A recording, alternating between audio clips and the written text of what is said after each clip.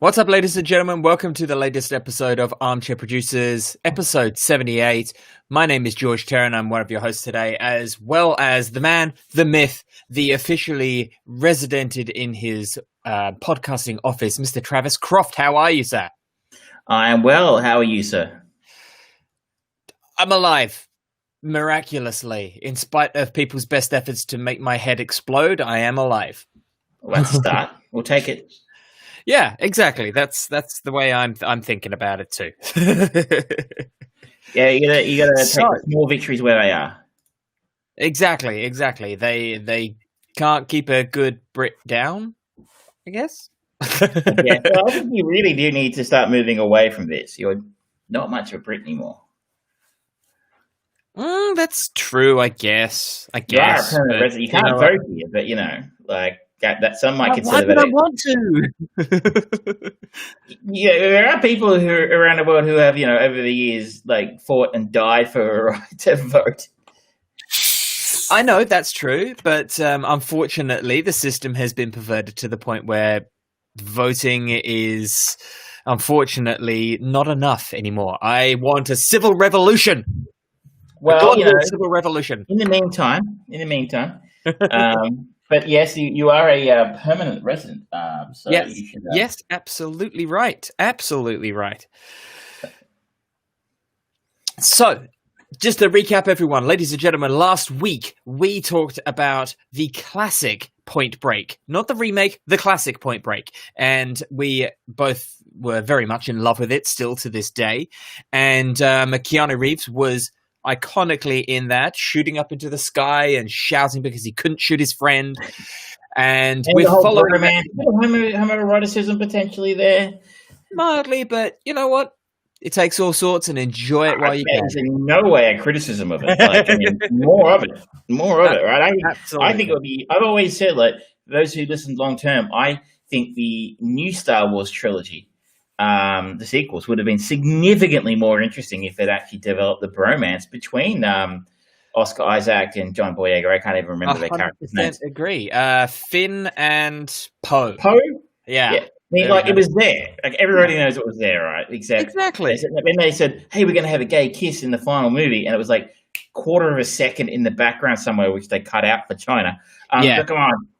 Now, I am all about the bromance and the homoeroticism. If those blokes had gotten on, I would have been a lot more on board with those films. If it serves the story, then hell yes. Absolutely. Yes. I mean, we've talked before about, woke or changing up a story or casting a story or doing things in the story for purely political or appearances. Window dressing.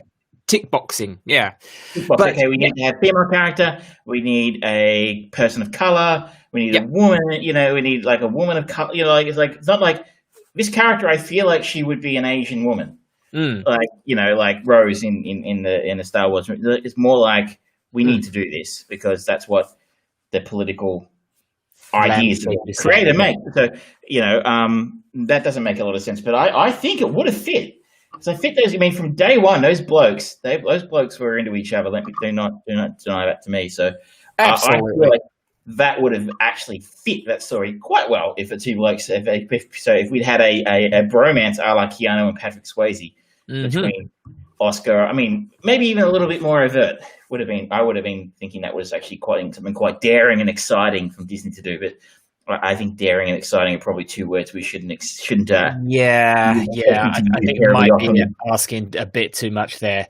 But yes, we are going on and we are talking about the 1999 classic The Matrix. I'm going to be talking a little bit about the Ip Man series starring Donnie Yen. Travis will be talking about Condor. And I feel like we should touch base and just talk about some of the stuff that came out of DC FanDome over the weekend. Yeah, it's exciting stuff. Should we start there? Yeah, we could start there if you like. Hang on. We've all seen The Matrix, but this stuff's fresh. So yeah. So the FanDome stuff. Well, we got a lot of stuff out of there. We got our first official look at the teaser trailer for The Batman with Robert Pattinson. Directed by Matt Reeves. We got the first true teaser trailer for Zack Snyder's Justice League cut. We got a lot of kind of behind the scenes and kind of panel discussions about the Suicide Squad by James Gunn, and we got a weird concept teaser trailer of sorts for Black Adam as well. Those are kind of the big things that came out of it. Wasn't it?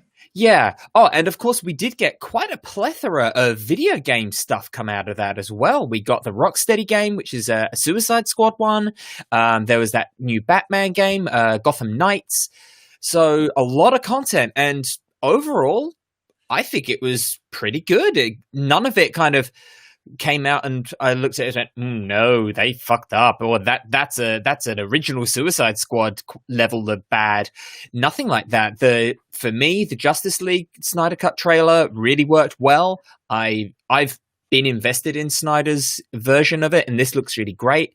And the information that came out that it's going to be a 4-hour miniseries on HBO Max, I think that's great. I really think that's a good opportunity. I feel like Zack Snyder has proven with the director's cut of The Watchmen, as well as the director's cut of Batman v Superman, that give him more time, and he actually uses it quite well to actually fill out the story a lot. So I think that's great. And because there's so many characters in this, and because so much of it is apparently like the heart of the story, it was always supposed to be Cyborg, being able to develop those characters and those relationships, it can only serve to do good, I think.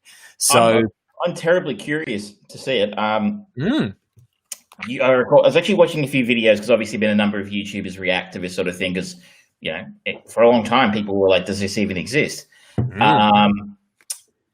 And I was thinking back to, like, I'm pretty hard on Justice League in my head now, because about 2 years ago now, a little over 2 years ago now, I broke my ankle accidentally, though some may choose to disagree with that characterization of what happened. 2020 is the year of conspiracies coming true. And I spent 3 days in hospital. And because I have private insurance, I got free cable in my hotel television. And which included about 3 channels, most of which were pretty scratchy. One of which was the movie channel, which I think had 3 movies. I must have watched Justice League about 5 times in 3 days, because wow. But and I think that might have coloured my perception of a film a little bit. But I recall you and I walking out of it going, "That wasn't awful." I mean, we were sort of the reviews were dreadful. Me in particular was expecting a complete shit show after Batman versus Superman, which I didn't like at all. So it was we're kind of like going, it wasn't terrible. It was okay. It was a bit funny in parts. Like some of it didn't look great in parts. I recall thinking that you could really see the joins, I think was the word I used, between the Snyder film and the Whedon stuff. They just, two guys just don't mesh. And I mean, in fairness to Joss, so depending who you listen to, the guy he was potentially not a very pleasant person to work with. But I don't know if he had all the time he needed to really make it any better than what he did. So I'm not going to diss Joss too much. I think he did probably the best he could with the time he had. But I remember thinking, it was okay. But I mean, I think though the message was that if you make a Justice League film, you don't want to walk away going, it was okay. It wasn't as bad as the last one. I mean, I know you and I, when we walked out of the Avengers in 2012, we're like, fuck. Yeah. I need to see that again pronto. Yeah. I think I saw it 3 times at the cinema. So, while I don't know if that film's aged quite as well as we thought it might, we were like, I was really happy with Avengers. So I'm curious to see what they can do with this, because while I certainly don't worship at the altar of Snyder, I liked Watchmen quite a bit. I just don't like his DC films. I don't think they've been very good. But at the same time, I'm kind of with you, right? Like, he tries to tell, I think that was kind of the argument you and I had about Batman versus Superman, was he was trying to tell an incredibly huge story, and he was trying to squeeze it into a very tight space, and there was just way too much going on in too short a space. And like, he tried this degree of difficulty thing that I will agree with you has never been attempted in Marvel. Yeah, so he did something insanely difficult, and I feel like he failed miserably. But kudos to him for trying. Yeah. So what now, 4 hours, as you said. and a shit ton more money from AT&T, who now own Warner Brothers and DC. So he's had a lot of time to work on it. He's got a lot of time on the screen. Maybe this could actually work. Yeah. What's interesting, obviously, with all the buzz and the talk, I decided to go back and rewatch Justice League just the other night, and I don't enjoy it going back. It's the comedy in it, which is quite stereotypical in Joss Whedon stuff, that kind of quippy dialogue. It just doesn't sit right with the characters, and they make weird choices throughout it. They're sort of like, okay, you can definitely see Joss Whedon has come in and done this. And while I enjoy many of Joss Whedon's works, coming in and taking over from something, to me, it very clearly stinks of, well, I'm going to make a Joss Whedon production, whether anyone likes it or not, and no matter what's come before it. So you have this, like the opening of the Justice League, I think that's really quite a cool opening with, these that song that's playing, everybody knows, and the slow, quiet sequence of Superman's funeral procession, Clark Kent's funeral, and just like aggression in the streets and things like that. That sets an interesting tone. But then suddenly you start getting all this odd comedy coming into it, and the sequence of Batman kind of whipping around on the roof at the start, it doesn't feel right. It looks kind of appropriate, and the movements of Ben Affleck as Batman is cool, but the rest of it just kind of sits a bit weird. And it just, going through it, you kind of go, oh yeah, all those cool bits with such and such, like the moment where the Flash goes into his like hyperspeed moment, and Superman kind of just, his eyes just look over and he just flings them around.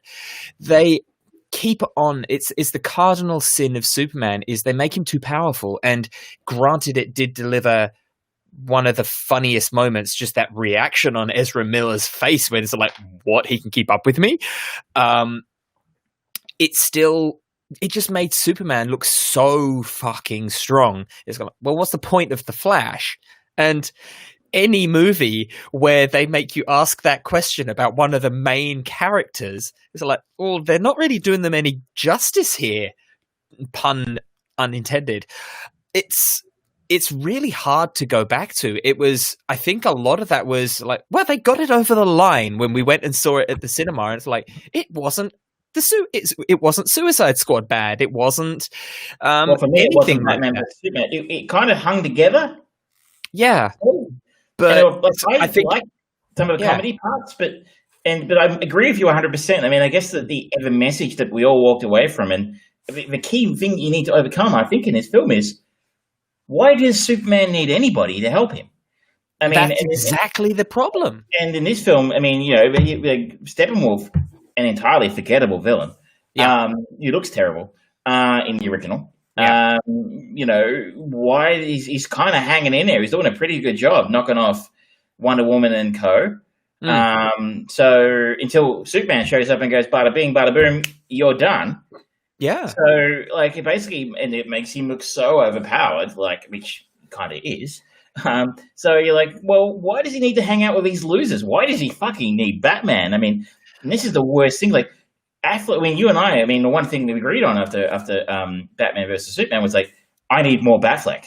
Yeah. Batfleck needs his own fucking movie, and I need more of that scene at the end where he takes down the room full of goons, Arkham Asylum style. Yeah. Like one of the greatest action scenes in a Batman film ever. Yep. That was that bit there was the advertisement that said, oh, I am on board with a Batfleck film. And they never gave it to us. Yeah. This movie totally neuters Batman. He is mopey. He can't lead. He can't delegate leading abilities. He is just, when asked, what's your superpower? He says, I'm rich. It's like, no, you're a fucking genius level detective, or you're supposed to be. One of the greatest hand-to-hand fighters on the planet. Yeah. No mention of that, just money. And like the ship that he spends so much money on, it gets destroyed. The base that he spent a fortune on can't keep Wonder Woman out. This is Batman. He has contingency plans for fighting against everyone. And they don't play into any of that. Batman is literally just a guy with a wallet in this movie, and it's awful. They destroy all of their characters. Arguably the most marketable character you've got. I mean, maybe certainly the Superman, most consistent financial success at the cinema, yeah. I mean, and like I think Superman, because the character's been kind of muted over the last 20 years, maybe not quite there. I mean, obviously it's incredibly recognizable, and comic book fans can argue about that. But like Batman, arguably the most bankable character that DC owns. Yeah. And they just kind of going, I can't think of what. Just stick him out the side in the car, and someone could fly him around. It was lame. So we spent a lot of time on Justice League. But I'm with you. I'm very curious to see it. I would doubt HBO Go or HBO Max will be available in Australia. I suspect it'll probably be Foxtel. Probably be Foxtel. They usually get the HBO stuff. So, but I will be very curious to have a look at it. And I'm rooting for Joss to get it right, because interesting. This might bring the DCEU back, because now we're talking. Just to go off on a slight tangent for a moment. Yep. It's now confirmed apparently that the Ezra Miller Flash film will proceed. And it will have both Michael Keaton and Ben Affleck's Batman. Yeah, which is also... And apparently, the word on the street is that it's going to inform as to how and why Robert Pattinson's Batman comes into existence. They're working with the multiverse sorts of things in there.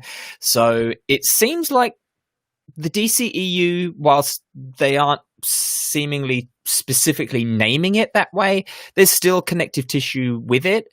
And nothing kind of says that more than this new Batman movie, because it was. You said it on my commented on my Facebook status. And I said I was impressed by the trailer. Yeah, and you mentioned they've only filmed 25% of the film so far. Yeah, and they've managed to put together a completely compelling trailer. Yeah, and it's very quickly, just the tone of it. It looks gritty. It looks grittier than the Chris Nolan Batman movies. Robert Pattinson in the Batsuit looks badass. It looks pretty damn cool on a level where when you first saw the teaser stuff of Ben Affleck as Batman for Batman versus Superman, it's like, oh fuck yeah, he looked cool. And a lot of people were very skeptical about Robert Pattinson being Bruce Wayne and Batman. And then you have this, basically the whole thing is either really cool, innovative looks at some of the iconic Batman characters that have been lambasted, like the Penguin with Colin Farrell. He looks really cool and interesting, unrecognizable. The Joker, the Riddler looks fucking bizarre and brilliant. And the Joker inspired thugs and things. People have said to me, is the Joker the bad guy? And I'm like, well, no, I don't think so. They haven't cast the Joker. Yeah. So, what's up? Because obviously, how can you have characters with a big smile painted on their face like that and not be somehow... So, I mean, my only thought was maybe it's a nod to the fact that they would probably like to have the Joker come in the next film if they make a next film. Yeah, I mean, who knows? The success of the Joker movie, maybe Joaquin Phoenix Joker character is still around. Maybe... I know they've been driving dump trucks full of money up to his house, I'm certain, but please... Yeah. Make another one, and there's been talk of a sequel, and there's talk of maybe bringing him into a Batman film. I don't know if that would work, but...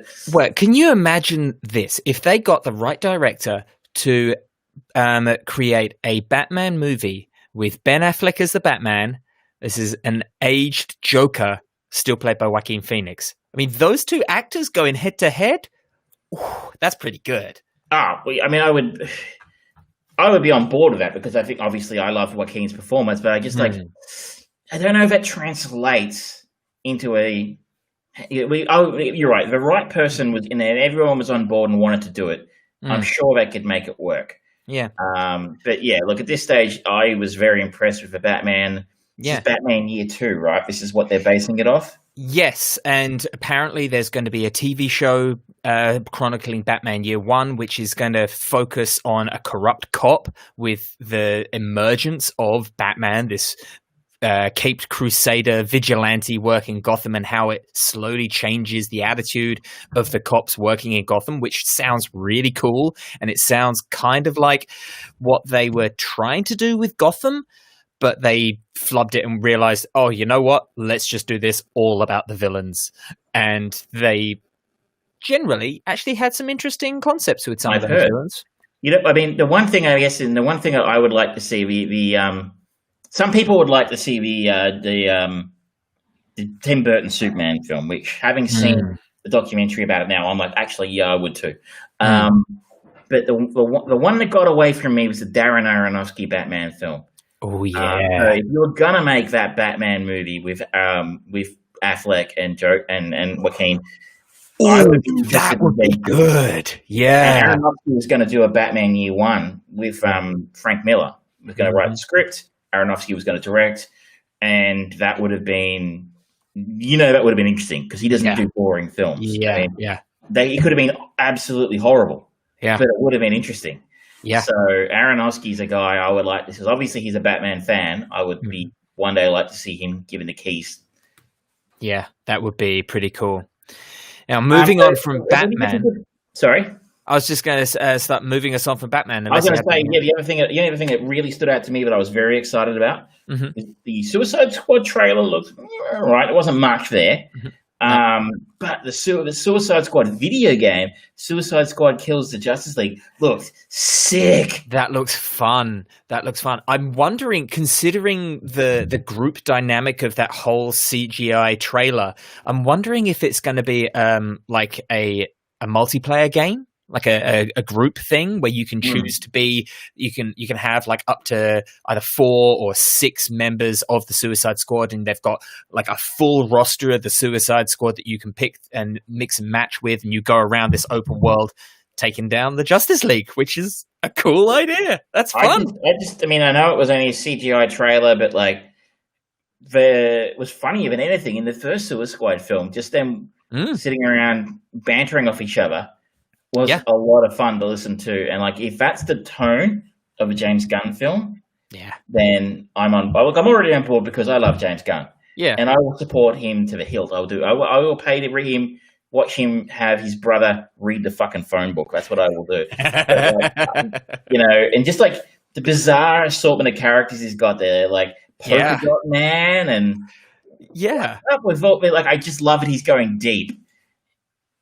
He's going really into the catacombs of a DC catalog. Exactly. And the big thing for me with the James Gunn Suicide Squad is every single actor. There's loads of big actors in there and small actors and unusual choices like Pete Davidson. Really? Saturday Night Live's guy? Okay, that's an unusual choice. But every single one of them keeps saying, no one is safe. Suicide Squad, people should die. And it shouldn't just be, like in the first Suicide Squad movie, the one that no one even remembers the name of. Because he was in it for about 10 seconds. Because he was a rapist. It's like, okay, yeah, sure. Why not? But that game looks awesome. It looks like fun. Rocksteady Games, they know how to make a good quality Batman game. That if they just transplant the fun of traversing around Gotham into this game and the ludicrous powers that the Suicide Squad members have, that's just going to be so much fun. I cannot wait. It's a long way off. Going to be 2022 for that game. Yeah, but you know what? I'll happily pick that up. It's as good as it looks. So quickly, Black Adam. That was a weird one, right? So Black Adam had a completely CGI trailer that looked like something for a video game. And it looks like Black Adam's getting a standalone feature. It is, yes. Whereas I think the idea is that eventually Black Adam is a traditional Shazam / Captain Marvel. Mr. Marvel. It's Captain Marvel, right? The original Shazam was no longer Captain Marvel for obvious reasons. But Shazam, Captain Marvel villain. Yes. And I believe the idea was that Rock would play Black Adam in a film opposite the guy who plays Shazam, whose name escapes me. Zachary Levi. But it looks like he's getting an origin film first, which is an interesting choice for DC. I think it's going to be a kind of, I reckon, because the history of the Black Adam character is really interesting, and Black Adam as a character is really compelling because he is this he's a very poor person who gets this power and rises up and is always dictatorially to a point of wanting the best for Kandak, his home country. And he takes it to such extreme levels that he becomes a dictator. And he's a very compelling character when the stories of him are fantastic. Some of the shit that goes on in his life, he sways from this very villainous character that you kind of go, oh, but I understand why he's doing that, because people keep fucking up his country and killing innocent people. So yeah, he's got the power of gods. Why wouldn't he go on a bit of a murdering rampage to get a bit of revenge? But at the same time, he can also just suddenly... Oh, thank you. Just on the desk, if you don't mind. Thank you very much.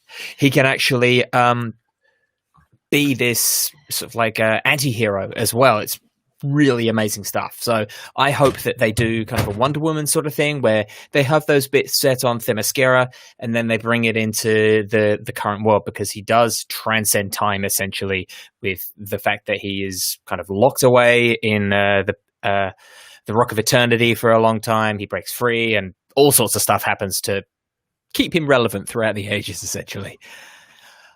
But yeah, I was a bit like, it looked lame actually because it was all CGI. I understand they probably did it because they needed to say something, I think, but at the same time, I think they did themselves a disservice because they went so deep into his country of Kandak, and I was going into so much of his backstory. It's like, okay, what is this? Is this like an interactive novel? What? It just didn't look good. I don't think the illustration did a good job. I don't think that the way that it was narrated did a good job. They should have just had The Rock come in, just talk about it, have the director come in, talk about it, and that's it. Not show anything. Maybe show him in the costume. Yeah. Yeah. Surely they can do a costume test. Yeah. But we should move off DC. But I'm with you, though. It was interesting to see you do it, and it was almost like an E3 or like those Nintendo events they have where the direct. It was kind of nice. It was kind of nice. I think they're going to be a little bit more common. I think I heard one of the other big companies, Sony, might be doing one as well. I'm not sure, but anyway, it was exciting, and I'm keen to see some of that stuff. The only other thing that I'd like to talk about, just the last thing for the DC stuff, is what are your thoughts on the latest Wonder Woman 84 trailer? Didn't watch it. I've seen everything I need to see so far. I mean, like I know they're not releasing it anytime soon, by the sounds of things. But theaters aren't open in most of the world, as far as I can tell. So I don't need to see another trailer. I want to see it. Our first look at the villain, Cheetah, played by Kristen Wiig in this movie, and I don't know whether it was just the poor quality of the streaming that I was looking at, but some of those things, I kind of got Cats vibes from it, and it's like, that ain't good. All right, well, yeah, I'm excited to see it. I'm disappointed it's going to be probably a long time before I do. But in Patty Jenkins we trust. Yeah, I think so.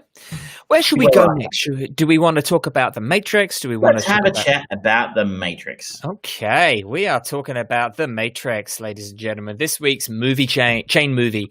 And so we talk a lot about whether a movie stands up to the test of time. We talk about that, like we talked about it with Justice League. When we first left the cinema, we were like, oh, that was amazing. We went back and watched it again, and we watched it again, and it had that buzz. The Avengers. Sorry, not Justice League. Yeah. This movie has been ripped to pieces, technologically speaking, and parodically, and people have tried to emulate it in so many ways ever since it came out. And it's hard to kind of differentiate yourself from that. But looking back on this movie, it got me when they got to the lobby sequence, the gunfight lobby sequence, and they started having the music coming on, that and the slow motions, like cartwheels and stuff. I was sitting there going, oh, I want to do that. And suddenly I realized, it still stands the test of time. I think for the most part, I was thinking that I was thinking out as what trying to like most of his film stands out pretty well. The effects stand out pretty well. Yep. Where there's one or two bits where the effects are a bit cheap. Particularly at the end of a film where Neo sort of dives inside of Agent Smith and head explodes and stuff. That was like, sorry, that looks really crap. But you're 21 years old. I'll give you a pass for some of it. Yeah. Where I think those sort of special effects fail these days, the other ones, the bullet time, or once you think you're calling a whip pans, I think is the technical term for some of these camera work. Where they maybe don't stand a test of time, I think, have a lot to do with the Godfather effect. Yes. Like, this was fucking revolutionary. No one had seen bullet time in the West, at least. I suspect I could be, maybe it was in a Hong Kong film somewhere because the Wachowskis were certainly fond of ripping their shit out of an anime or something. So in Hollywood, no one had seen this kind of camera work before. No one had seen anything like bullet time before. The kind of stunt work in this film was insane. Again, not seen outside of places like Hong Kong. It was revolutionary. And of course, after that, everybody started doing it. It got fucking parodied to hell and back. Like the famous bullet time scene of Neo leaning back was parodied in every one of those, like in Scary Movie and probably every other one of those parody films and like TV shows. So now it's kind of been a point of fun. Or you see someone doing something like that, you're like, oh, great, that's original. But like, it was original. It was incredibly original in 1999. So sometimes it's hard. You got to pick your head up and go, hang on a second, no. Remember what I felt. I was lucky enough to remember seeing this film in the cinema back in 99 and having one of those wonderful moments you have at the cinema after a scene where Neo's left the Matrix and is now, being shown the real world by Morpheus. Yeah. And I remember having one of those, what the fuck is going on moments? Yeah. Because I had a good part. Listen up, kiddies. Back in the time before the internet was really the internet, it was very easy to go to a movie knowing pretty much nothing about it except what you saw in a trailer. Bit of buzz, hey, it's a really cool movie. I knew nothing about The Matrix. I had no idea what the story was, the plot was. So I was like, what a glorious thing it is for you. Not one of those X versus Sever or Highlander 2 moments where you go, what the fuck's going on? Yeah. You see, you're like, I have no idea what's happening right now and I fucking love it. Yeah. The Matrix is one of those pure moments. So I put myself back in the shoes of being in that cinema in 1999 going, I've never seen anything like this. And for the most part, I don't think it's been replicated. I don't think anybody's kind of pulled off a film this revolutionary in Hollywood since. Yeah, I guess the closest comparison that you could maybe get would be something like Inception, perhaps. Yeah, Inception. Yeah, there's been certainly been replicated and ripped off ever since. Yeah. But I like you.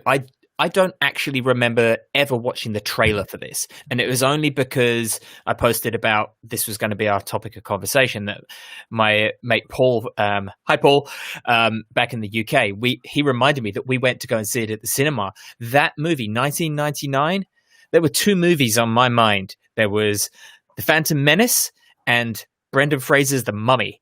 And I fondly remember Brendan Fraser's The Mummy. And then this came out of nowhere. So I'm like, oh, shit, wow. And the moment where Neo wakes up and first kind of bursts out of the uterus machine kind of thing and just looks down, I was sort of like, what? I remember it so vividly. And it just dropped my jaw to the floor. And it was fantastic. And by the end of the movie, the last shot you see of Neo just flying up into the sky, and was it the Red Hot Chili Peppers? That end song? No, it's Rage Against the Machine. Rage Against the Machine, yeah. And it's like, oh my God, that's amazing. I need more of this. And they gave us more, and they went some weird directions. Best, I know I told you're not getting extra points for self-flagellation, but you did subject yourself to a sequel, so I'll let you talk about them later. Yeah. But I guess so for those out there, if you are one of these weird people, maybe you're a teenager and this film came out before you were born. The Matrix, plots from mysterious rebels about the true nature and his role in the war against its controllers. So our main character is Neo, played by the fabulous Keanu Reeves, looking very young. He's a Mr. Anderson who works as a computer programmer, who is also a computer hacker by night, who is basically trying to hunt down the meaning of what is the Matrix. And he start getting mysterious messages on his computer from someone called Morpheus, who leads him in getting in trouble with the mysterious agents led by Hugo Weaving. Yeah. And this was Hugo Weaving's big Hollywood breakout role. Yeah, exactly. Yeah. You hadn't probably very familiar to me as an Australian actor. Well, one could argue the Adventures of Priscilla, Queen of the Desert was a bit of a breakout. I mean, he probably got his name on the map from stuff like that. But yeah, this is the one where people like after this with Lord of the Rings and then on to Marvel and Transformers and everything. But he finds out some disturbing things about the nature of reality, and essentially, spoilers, it's a 21-year-old film, that he exists. The world he exists in is a simulation controlled by computers who are keeping human beings in pods as an energy source. After the humans lost the war against intelligent machines, he's extracted from the Matrix and is based by a band of rebels led by Morpheus, who now fight the machines and attempt to turn the tide against the war against the machines. He believes Matrix is Neo is the one, the prophecy foretold who would bring balance to the Force. No, not that. He was liberate the humans. Yeah, free with humans. So a lot of the first half of the film is about Neo sort of really coming to terms of who, the nature of reality, who he might be, and by the end of the film, we have the famous showdown between Keanu and Hugo's agent Smith. I'll keep it at that. And you should definitely check this film out because, like I said at the start, we are talking one of the most important, I would say, pieces of cinema of the late 20th century. Yeah, because it's so influential. Absolutely. Yeah, 100%. What I guess one of the interesting angles that they put on this film of late was we talked a little about it last week. Yeah, the assertion of a story that came out recently from Lily Wachowski, one of the directors. The other was Lana. Her sister, Lana. That this was an allegory, for want of a better term, about transgenderism. So those who don't know, if you watch the film, at the end in the credits, it says directed by the Wachowski brothers. And you might be thinking, if you don't know them, you're like, hang on a second, did you just not call her sister? Both the brothers, Larry, and I forget the original name of the other one, but Andy. They, but I'm sure they don't like us using those names anymore, but so we shan't. But like Lily and Lana were born men and have transitioned now to being women. And it's interesting. I hadn't actually looked at it through that lens before because I've looked at it through many lenses. I remember around the turn of the century, we can say that. Jesus. Around the turn of the century, I was involved in some left-wing political groups in Australia. And I used to quite regularly read our newspaper, which is called Socialist Worker, which probably still exists. And, they would occasionally have movie reviews in there, and amongst, them railing against the Liberal government, whatever it was they used to have in there. And I remember reading the review of this in there, and the film reviewer's interpretation was this was the most left-wing film that would ever come out of Hollywood. And if you run in a left-wing socialist lens over it, you can kind of see where he was coming from. I guess so. Same token, it's also a film that's been adopted heavily by the political right. As being an allegory for, waking up from government and media control of our lives. The government and media are our matrix. And, the idea of red pilling is a widely used concept or metaphor in particular right-wing groups, including men's rights groups. Or I've also heard it called black pilling is something used in certain right-wing conspiracy groups as well. So, in a way, I actually consider that a very great compliment to the filmmakers in the sense that made this incredible story where a number of different people and even just political groups are able to put themselves either choose for protagonist and go, this is about my cause, this is about me, this is about us. And they have wildly varying, completely opposite almost political views to each other, but they can say, this film is about me and I love it because of that. But to see it now, when with that we have a lens over it of being about transgenderism, you're like, I can absolutely see where the Wachowski sisters were coming from with this, in the sense of, the scenes where early on where they once extracted from the Matrix, Neo has to fight Morpheus in a training environment in Kung Fu and learning how to fight, you can almost see that as a metaphor for fighting against yourself, or fighting your internal struggle, between Neo and Morpheus to become what Morpheus knows Neo is or could be. And there's a lot of that kind of thing going on of like, I think you're this. I think you're actually something more, you're something different to what you think you are. You're more than you think you are. The reason why you're a bit funky right now, why your life isn't what it could be, is because you're not living the life you should be. Your life should be this. And again, if you sort of put that lens of transgenderism over the top of it, it's a story about somebody who's not being their full self. And it's about Neo's journey to actually fulfilling a prophecy, or for starting to be the person he should be. Yeah, I think that allegory definitely is far more pronounced in the sequels. In the first one, because they are constantly going back into the Matrix, and it seems like that is where they're going to win the fight.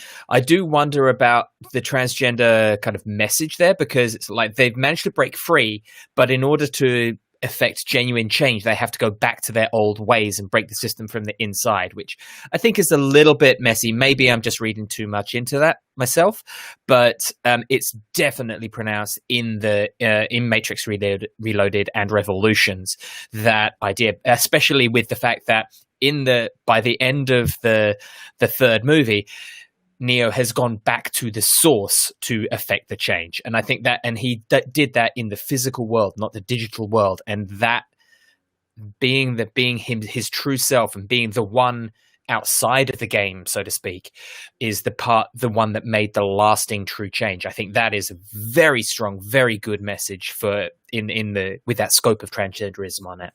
For me, I guess the where I got with the end of it, the second part of the story, like I said, I still think the whole story is basically, as I said, as a metaphor for becoming who you are. But I think the second part of becoming who you are is not just a struggle against yourself. It's a struggle against the expectations of society. And I feel like, especially probably in the late 90s, or absolutely in the late 90s, we can see today still the controversy around the concept of, transgenderism. And J.K. Rowling recently got into a giant shit fight about it by being, I don't know, having some controversial opinions. Yeah. For want of a better term about it. One of my favorite TV creators, Graham Lynham, turns out to be a garbage human being who absolutely has no time for people who are transgender, and just puts them down the whole time. Yeah. But I felt like the second half of the film, and especially the fight against the agents, was almost a representation of, okay, I'm Neo, I want to be this person, I think I'm becoming this person. The last hurdle for them to overcome is that societal expectation and that societal resistance. And the guy in the business suit and the sunglasses is the one pushing back. That's an iconic, it was genius dressing the agents that way. So simple, but at the same time, so terrifying. And, Neo himself in the interrogation scene, he says, "You can't scare me with this Gestapo crap." It's like, yeah, that's what the Gestapo would wear if it was modern day. All of this is to the credit of the movie. It was so solid. Every single person, as we've said, is able to look at it and really enjoy it and engage with the characters. We've kind of been talking pretty exclusively about Neo, but the strong character that is Trinity as well. One of the few coming out of that time period of movies where she was just a strong, independent woman, and it served the story. It wasn't she wasn't a tool of the love interest of this movie, and she in fact fought against that for so much of it, because she was told, oh, you're going to fall in love with the one. It's like, oh, really? And she fights against that, and it doesn't need any rescuing.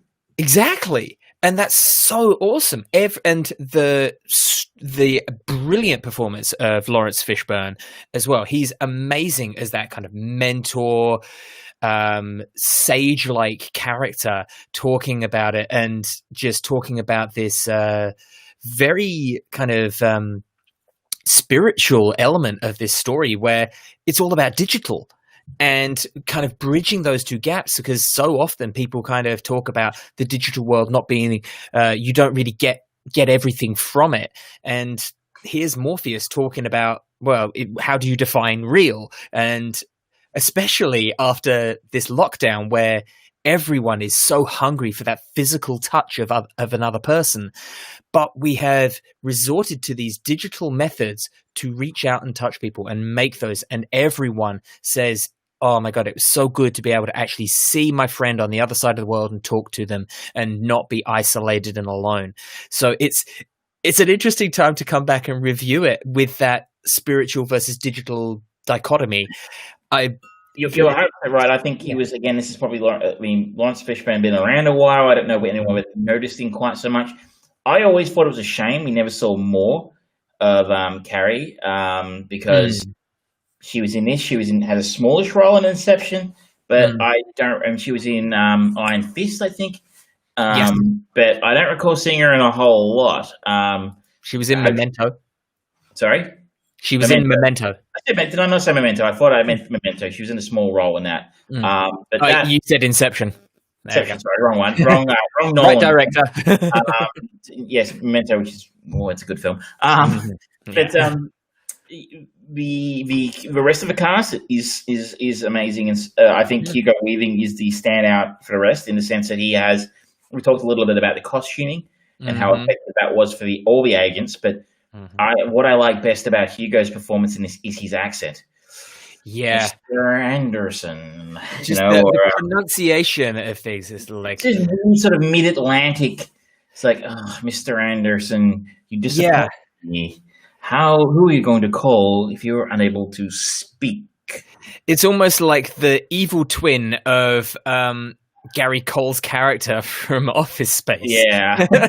So I'm going to need you to come in. I have to go ahead and ask you to get back in the Matrix. But it's, I really don't think that there's a single bit of this movie or part of the production of this movie that lets it falter. The soundtrack was awesome. That was on repeat so much. The song we talked about in the foyer, the lobby shootout scene, is a song by the Propeller Heads called Spy Break. Yes, that's it. That was in a lot of movies back then. I used that a lot. But we had Rob Zombie. We had Wake Up by Rage Against the Machine. I remember Rocky's Dead by Marilyn Manson was in the soundtrack. It was a great, very late 90s. Yes, very, very of the time, but it fits so well. And the music, the composed music for the film as well by Don Davies, I think it is. It's so simple, and there's not actually much of it because it's put with these sort of like rock and techno inspired kind of pieces anyway. But it's brilliantly done, and it is so iconic, that trumpet opening when the opening credits, that kind of it's you hear that and you suddenly go, yeah, that's the Matrix, and it's like 3 notes. That's impressive. The other thing I always enjoy about this film is it was shot in Australia. Yeah, all 3 films were shot in Sydney. And it's I'm not as familiar, obviously, Sydney as I am with Melbourne. Being Melbourne, I would have been going, that's. But you can certainly see, and I enjoy that in a sense. I mean, you can see a lot of Australian brands, like the final scene where Neo hangs up the phone after talking to the agents. You can see a Dimmick's bookstore behind him and Yeah. stuff like that. And you little Australian actors here, there. And so Matt Doran, who plays Mouse, was on Home and Away for years and years and years. And Ada Nicodemus, who plays the girl for White Rabbit, she was on Home and Away. And that's wonderful to see some familiar faces in amongst. The other thing I think it also always makes me think when I saw this film is the thing apart from walking away from this film going, fuck, that was so good, was, my God, I want one of those phones. Oh my God. And it wasn't even a real phone. They ended up making it because it was such high demand, because that... I was like, surely they're going to walk out of this film and someone's going to go, hey, buy the phone from, from Crazy John's, which was a store back then. Yeah, you're right. I was thinking, I'm going to see those phones everywhere in the next 6 months. And I never knew anyone who ever had one. Like, if they were available, they weren't available here. I got one eventually. I think it was like 8 months after the movie came out. And it felt so good to just go, and it just slid down. It's like, yeah. Sorry, I wanted one so bad. Yeah, it's entirely pointless. Yeah, but it was cool. Yeah, I mean, they do look pretty ancient these days. Yeah. I remember at the time walking out going, I need one of them, and I wouldn't mind a pair of those sunglasses. So it's an iconic look again for whole of Neo. I've got a full-length black leather coat still with me to this day. It's come with me to the other side of the world, and it's because of that movie. I have one in the cupboard too, but I'm a bit short to pull it off, really. Hey, you could have a train. Yeah, a little bit. I did. I was wear it occasionally. When you walk up steps, you end up stepping on it. So it's like, but my goodness, what a disappointment the sequels were after this. Like, I remember how psyched everyone was because, of course, they shot the first one in Sydney, then they came back and they shot the sequels back to back. Yeah, 2001, 2002-ish, and then they came out within a year, 6 months of each other. I think maybe I can't remember. I think it might have been just 6 months. But I think everyone was super psyched for Matrix Reloaded, and oh goodness, I think our hopes were we sort of walked away going, I don't think I got it, and then we saw Revolutions, which is I'm sorry, I'm out. Yeah, because there's the only really bad element of Matrix Reloaded is the overly long sequence of the architect. And I get the point of it, having all of those, for lack of a better word, infinite screens showing all of the possibilities and all the possible answers that Neo might give and all of that stuff. Great concept, but visually and time-wise, it was very slow. And I get why they got the architect to talk with that type of language, because he's a program and he's using concurrently, vis-a-vis, ergo, and all of that stuff. It makes sense, but it's not engaging to the audience.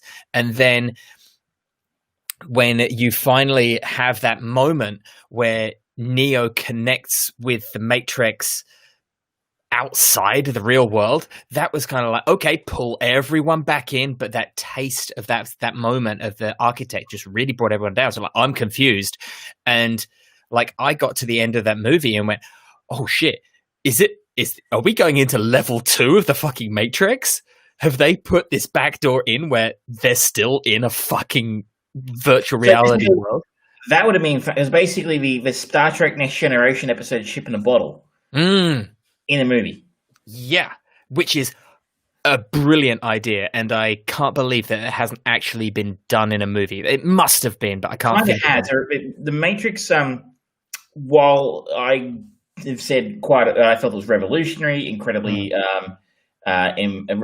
influential, and in many ways, from a Hollywood perspective, very, very original story, production, yada, yada, yada. It does draw very heavily from some films of the past, and I imagine you would probably be able to tell me better than any. It's probably pinching a lot of ideas from anime, because 100%. These guys were huge into anime. Sorry, the Wachowskis were big into anime. You can see with the anime, which I've talked about ad nauseum on this podcast. Every single one of their movies, it is so heavily inspired, especially when you look at Speed Racer. Oh my goodness, that is a true homage to fucking anime put onto screen. It's incredible. Even their more unpopular movies like Jupiter Ascending. I watched that again recently. So much of the action sequences is shot like a fight sequence or an action sequence that you will get in an anime or very more typical Asian-inspired action movies, that sort of stuff. Like the wire work that became so popular because of The Matrix. Wu Yu Ping, I think his name is, the wire work choreographer, links into the Ip Man series that I will be talking about in a minute. What I was going to say, though, aside from the anime, so there's an incredibly heavy anime influence, which probably is maybe one of the first real entrees of that anime style and influence, sort of for the rest of the world, sort of cross-pollinating with some of that Hong Kong style cinema, sci-fi, and where this film does draw heavily from some other films. Look, I don't know if the Wachowskis saw them, but when you see these films made well before The Matrix, you're like, they probably did. One from the 70s that I saw at a Melbourne Film Festival a few years ago was called World on a Wire in 1973. There's a German mini-series / TV movie thing directed by Rainer Werner Fassbinder. Is a very, very, somewhere in the future, there is a computer project called Simulacron, one of which is able to simulate a full fictioned reality. And when the project leader dies, his successor experiences an odd phenomena, yada, yada, yada. And it's basically about what is reality? What am I in the computer simulacron? Am I, in reality? There was a film that came out the same year as the Matrix called The 13th Floor. Have you seen that? Oh shit! I haven't watched it, but I've heard about it. I've heard that it's actually kind of good. Yeah, it's based on World on a Wire as well. Oh, okay. So, it's not an entirely original concept. No, not at all. But it kind of Frankenstein's monsters, so many styles and theories. Like Neo at the start when he pulls out the disc from the fake book. It's like a book about Nietzsche, and there's so much like spirituality and Asian belief systems set into it. Like I Ching kind of ideologies come into it a lot, and it's like it's just a Frankenstein's monster of a movie of concepts, ideas, and how are we going to do this? We'll draw from over here. We'll do this. They've done that over here. Boom, boom, boom, boom. But it doesn't feel like it. It feels so organic and just put together as one cohesive unit. It's amazing. And it's very easy to get away with that kind of thing when you're ripping off a film from 25 years earlier that nobody in the West saw. A book that nobody read. So, it's I would encourage people, if you can get a hold of World on a Wire and you're very patient and you don't mind things getting a bit fucking weird, it's worth a look. If nothing else, it's one of those interesting film, what do you call it, like a artifact, the way you can sort of go. It's like listening to Led Zeppelin going, what did Led Zeppelin listen to? And then going back and listening to, Muddy Waters or something, you can go, oh, okay, this is where they, you see the origins of where it ended up, like seeing where it started. But it was done very well. But go back and see World on a Wire in 1973. Now there's somebody who truly revolutionary and a lot of drugs.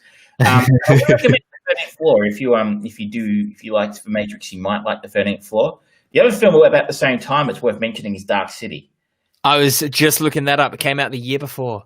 And I couldn't necessarily say that The Matrix was influenced greatly by maybe. I mean, they were so close in time. The script obviously existed probably well before Dark City, but gosh, the aesthetic's similar. Mm-hmm. And we're both shot in Sydney. Yeah, and both great. Dark City by means nowhere near as famous, but what a wonderful little and very different kind of story, I guess. But like you can kind of see they're kind of cousins. They do feel very similar in some ways. In that whole questioning about what is reality, and waking up to yourself, what's really going on around you, and finding out it's pretty fucking weird. Yeah. So you've got one more movie, the movie you've been aiming for. I'm handing the keys to my co-host after this one because I have been a little bit dictatorish. And I'm handing him the keys at a very challenging time because once he sees what I'm going to give him to do, it's going to be difficult to see where he goes next. But we are going to watch the 1998. This is a film I've wanted you to watch for a while, and I hope I haven't already. I hope I haven't. Is this the Reckless Kelly? No, goodness, no. I'm, I am a benevolent and kind. This is the 1998 Australian film, The Interview. Okay. Starring Hugo Weaving. Okay, all right. This is one of my favorite movies. And I've always kind of wanted to, I would be very excited to hear what you make of it, because you have such an interesting take on film sometimes. Especially your superpower in the first 5 minutes of films going, oh, he did it with the candlestick in the conservatory. And you might just go, I get it. I know exactly what's going to happen for the rest of the 90 minutes. So I often wonder if it's a film like this that might have got him a go in The Matrix, because this is an acting tour de force for Hugo, and a truly underrated Australian film. Okay. I look forward to that. And ladies and gentlemen, next week we will be talking about The Interview starring Hugo Weaving from 1998. So the year before this movie. Very different places. There's no explosions in this. Yeah. No helicopter buildings. I've already got some ideas of where I'm going to go next. Oh, I see. My person, you might follow Michael Caton, because he did some work in Hollywood. Mm-hmm. But the rest of the cast were pretty low profile. Yep. Well, I've got some ideas. That is on your plate and not mine. And if we get that, all right. Well, I will cultivate a bit of a roadmap for a few movies and see if I can get us to one that forces me to make you watch a movie you haven't watched. That would be brilliant. I mean, I have been privileged the last few weeks in the sense, since Highlander. I hadn't seen Highlander 2, actually. I don't think so. It's not that far away from something I hadn't seen before. Yeah. All right. So, going off of The Matrix, and we teased it before, the wire work of Wu Yu-ping, talking about the Ip Man series. Now, there's 4 Ip Man movies in the saga, all starring Donnie Yen, who I think he's pretty well known in Hollywood now. He's definitely turned up in a lot of stuff. He was in Rogue One as the blind monk, I guess. Force. I wonder if yes. they have a stick. Exactly. Yes, he didn't really have a speaking role, but he was in Blade 2, which I watched recently. He was part of the Blood Pack. And I think he was in the last or the most recent of the Triple X movies as well. I think those are some of his biggest movies, perhaps, that have not been from the Asian market. But this is, I would say, it's probably the closest way of describing it. It's a biography about Ip Man, who was the trainer of Bruce Lee and Wu Yu-ping, and a lot of that kind of branch of martial arts. And it goes almost the route of the Danny Boyle Steve Jobs movie, where that movie, it focused on three moments in Steve Jobs' life. It kind of does that, but it takes one moment for each movie. And the first one is really beautiful. It's set during the war between China and Japan. And he's a real guy, Ip Man, and he is kind of renowned in his land for being the best martial artist. And it just literally chronicles his life over 4 very different points of his life. He's countryside based in the first one, then he moves over to moves into Hong Kong, and then you start, and it's really weird watching the third one in particular, because there's a lot of that influence from the British government over the police at that time, because that was before the handover and everything like that. It's just really well done, and the martial arts is phenomenal. Donnie Yen is amazing, and he does the wire work in these movies is fantastic. Sammo Hung, the guy who I've just got to look at it because I always forget it. He did Sammo. Yes, here we go.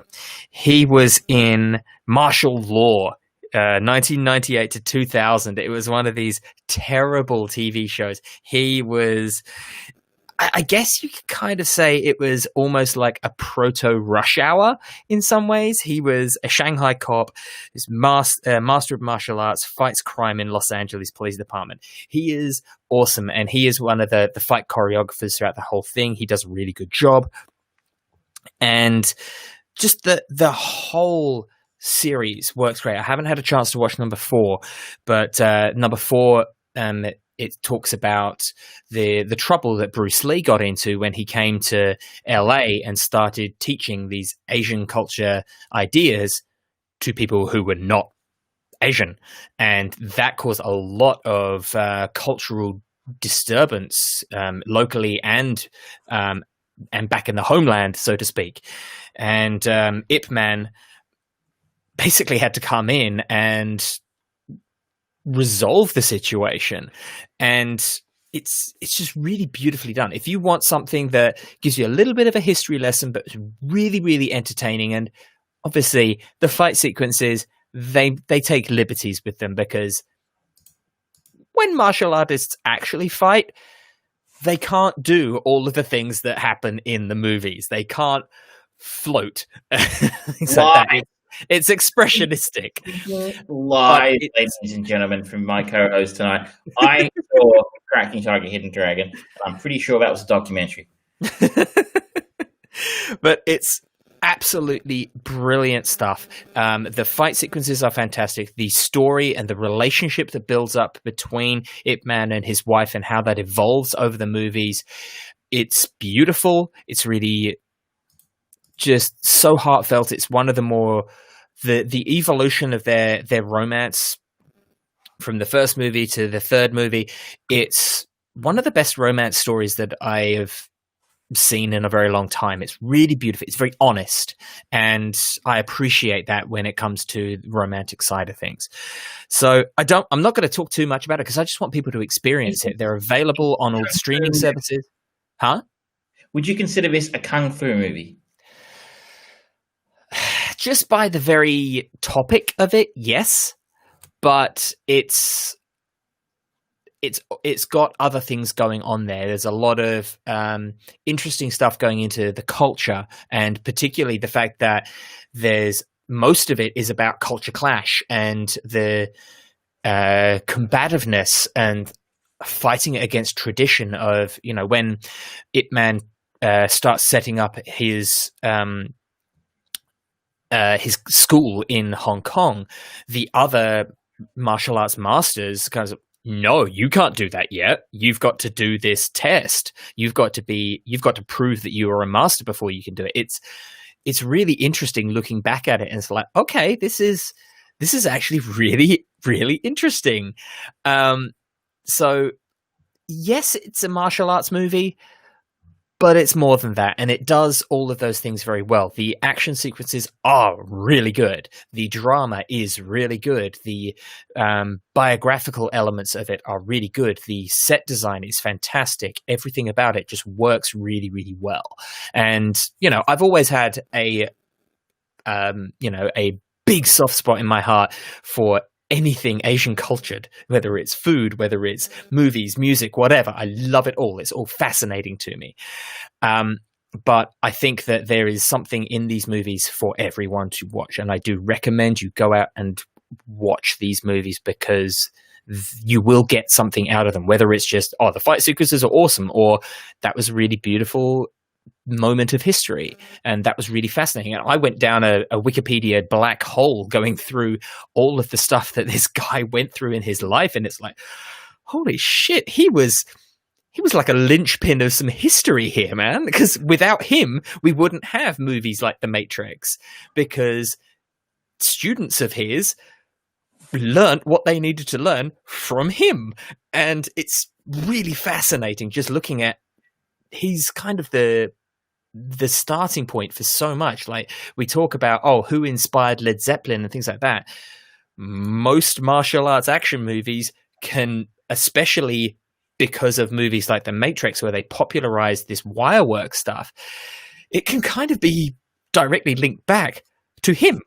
It's amazing. It's really, really good. So get out and watch it. Well, stay in and watch it. I look at a kung fu film and I go, meh. Never really excited. But that said, though, there are occasional ones where you feel like they're doing something a bit different. And so a film like, say, Crouching Tiger, Hidden Dragon, which was a more ambitious. So it was kind of a B movie that was actually pretending to be an A movie, if you make it like it was elevated by the director and, Chow Yun-fat, I think, was in that. Yes. And it was just such an I mean, the wire work in that film was next level and amazing. So, I feel like a film like that, as opposed to the kind of stuff that John Woo used to spit out in the 80s. And I know it's sacrilege to diss his Hong Kong work, and it's so good, but like, it never did it for me. So, but you've got me on Ip Man. Ip Man sounds like it's trying to be in that sort of genre, or that sort of oeuvre of films like Crouching Tiger, Hidden Dragon, is trying to do something a little bit more interesting with kung fu included. Yeah, I would say, if you like Crouching Tiger, Hidden Dragon and the openness of that movie, this movie, it's not Crouching Tiger, Hidden Dragon, not at all, but that the subtlety of utilizing the drama and using the martial arts to inform on that and vice versa, I think you'll enjoy it. I think if you like the first one, you might not need to watch the rest of them, because it's kind of more of the same, but just different periods of his life.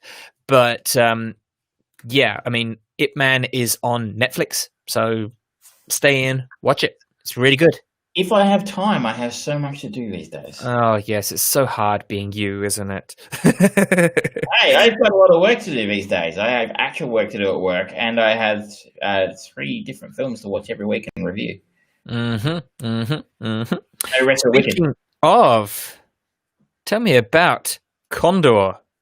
So, a friend of mine put this on to me. That Condor is available in Australia, streaming on Stan. If you are so inclined, I've got no idea about how you watch it overseas, so don't ask me. You've got Google, you do it. So, Condor is based on the novel 6 Days of a Condor by James Grady, and some of you out there might be going, that sounds familiar. Has that been turned into a film or TV show before? You would be correct. In that it was actually turned into a film in 1975 starring Robert Redford, called 3 Days of a Condor, and Faye Dunaway. Sorry? I've heard of that movie. Yeah, it's a famous spy movie, right, in that time. It's not maybe their most famous, but it's pretty well known. Subnote, the guy who wrote it also wrote who wrote the 3 Days of a Condor, also wrote Flash Gordon. Not the cartoon strip of the movie, the good one. So this is taken that I've not read the book, but I have seen the original film, and it sort of takes that sort of Cold War sort of space story from the original novel and film and sort of moves it into the present day. Condor follows CIA analyst Joe Turner, who stumbles onto a plan that threatens the lives of millions.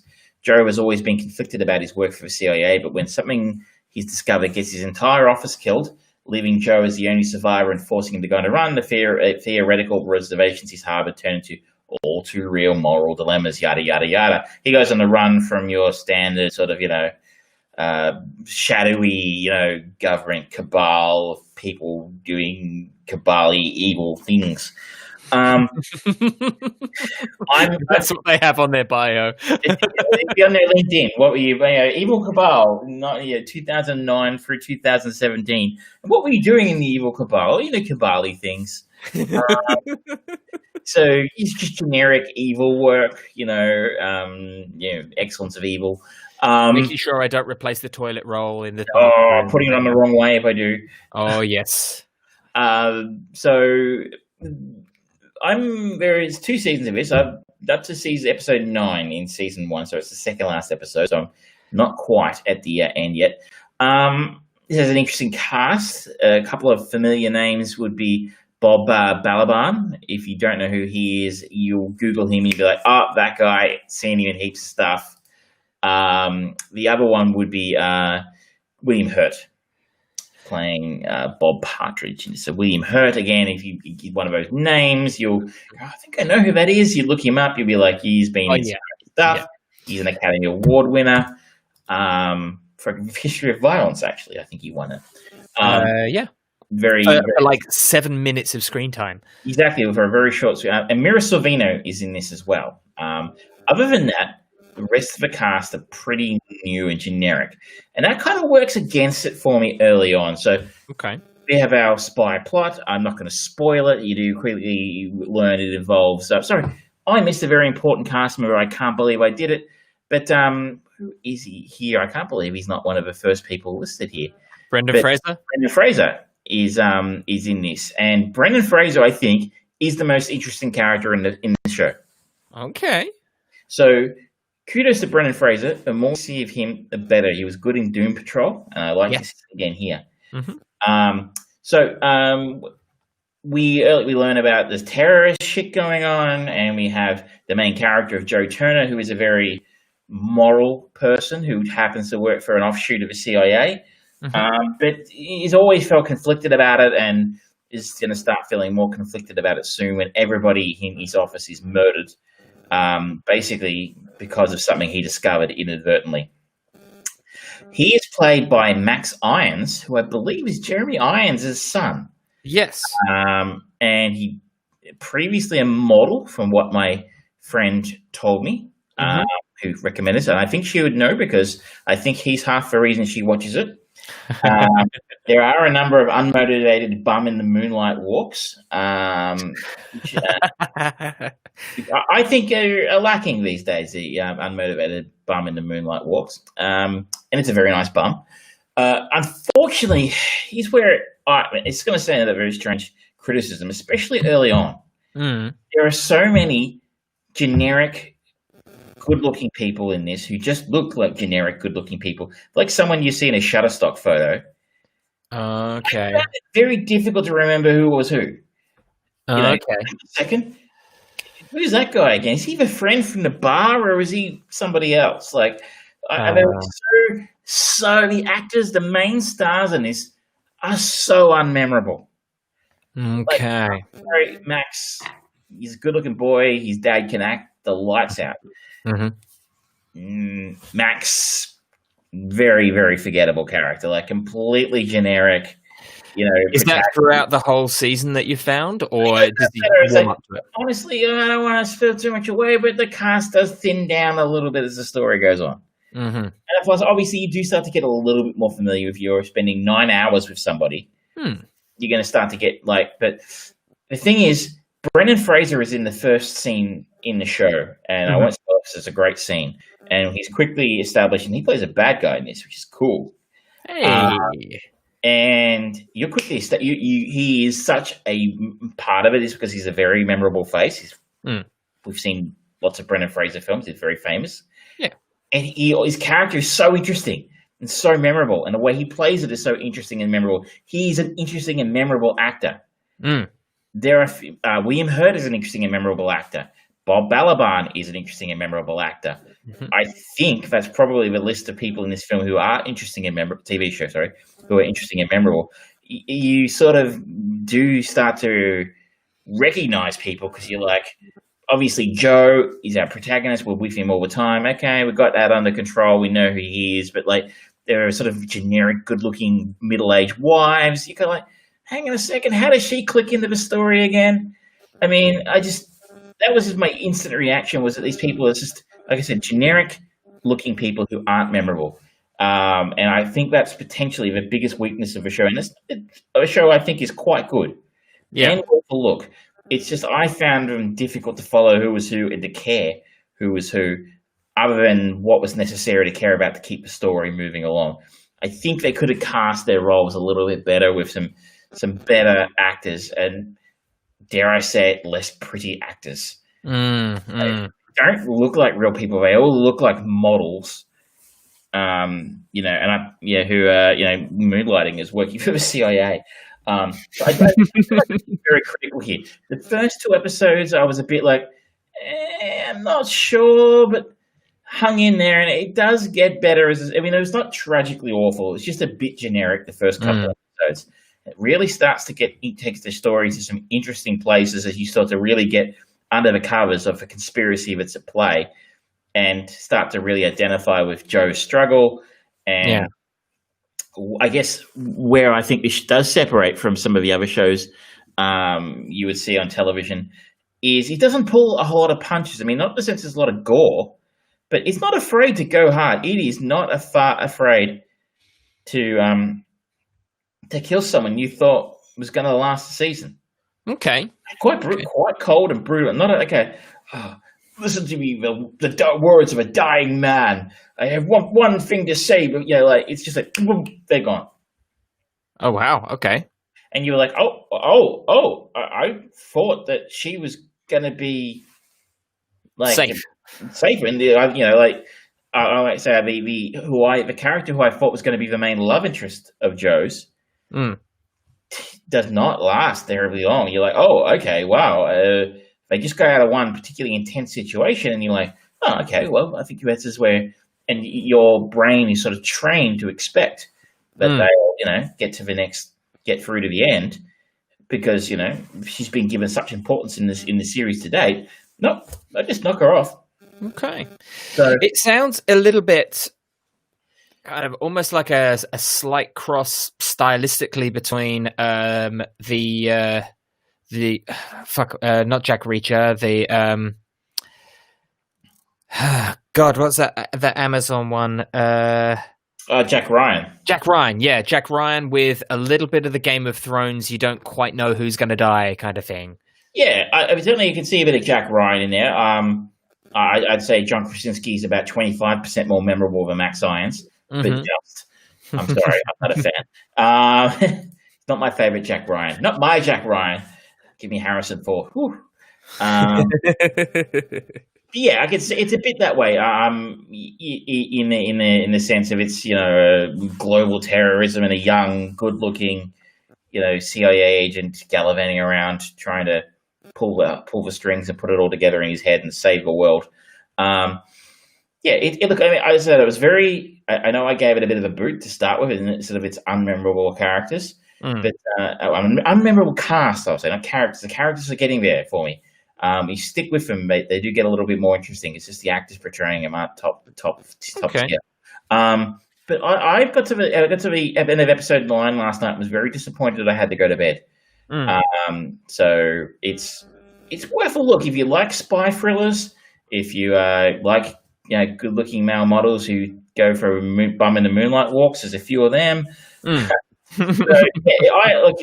If you're just curious, like I know I watched 3 Days of a Condor a couple of years ago, and I'm like, I want to see what a TV show like that looks like, and I'm kind of glad I had a look. It's well rated; it has a 7.8 on IMDb, so it's not just my opinion; it's very good. Okay. All right. Cool. Was there anything else you wanted to talk about, or are we done? I wanted to give a quick heads up that I did mention last week that I did pick up Super Hot on VR. Oh, yes, that's right. I haven't had a chance to really stick a lot of time into it, but I must say I can see why people like it. The basic, for those who don't know, it's a shooter, I guess. But the whole idea is that the people who are supposed to shoot only move when you move. And so I guess the idea is the way you've got to work out how to move around, get your hands on weapons, kill them, while also trying to dodge them shooting you. Yeah. And that sounds like that would be really, really cool on console or something like that. And the only downside, and I guess it's cool on VR as well, and trust me, all the reviews on Oculus's store are outstanding. The only complaint people have about it is how short it is. The problem I have with it is it requires a lot of space.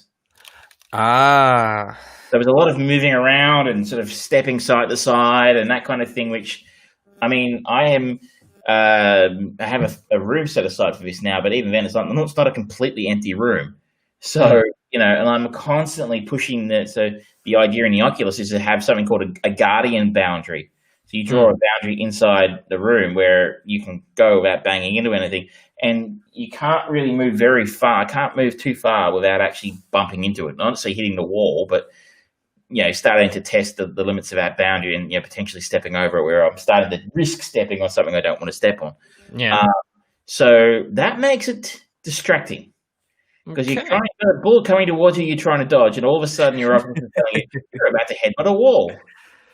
So I will continue to give it a try. I've been thinking actually I might set up my Oculus actually out in the courtyard because there's actually no reason I need to be inside as long as it's not raining. Oh, that could work, yeah. So, and there'll be a lot more space out there. But that's the only downside of it so far is it does need that space, and that is not too many people have that much space. And most VR games understand that and don't necessarily encourage a great deal of side-to-side, forward and back movement. You kind of do stand in one spot a lot because, not everyone has that kind of space.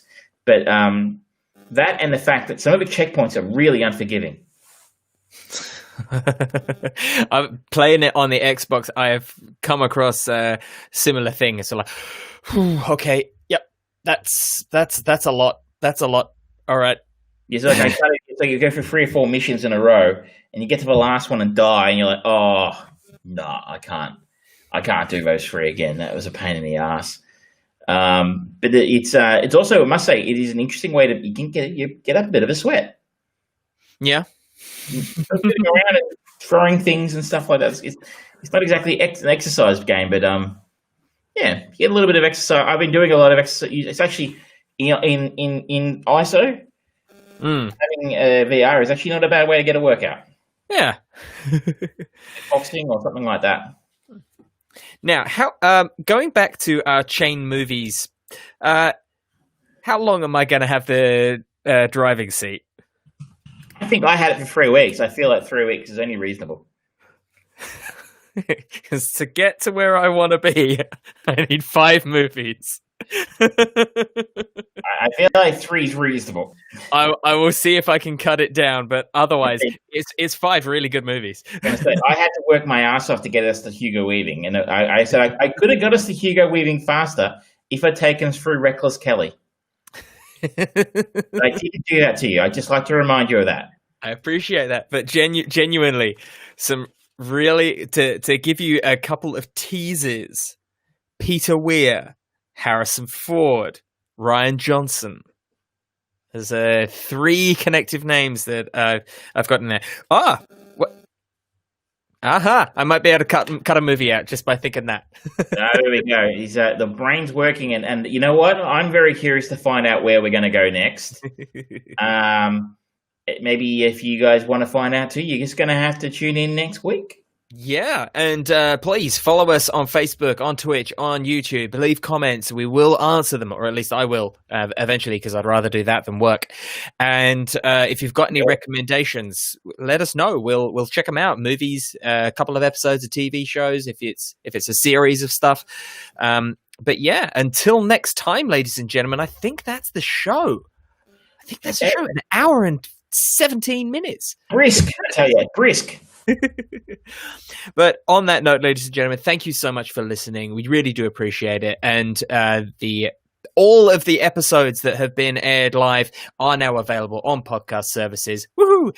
And I'm going to make sure that they are up on podcast services so you can listen to them at your leisure on Fridays. That'll be Friday evenings to be a bit more exact. And they are on the YouTube Fried Brain Productions playlist if you want to rewatch it and be able to pause and not miss a moment of our dulcet tones. Lucky. Until next time, thank you very much. Good night. Good night.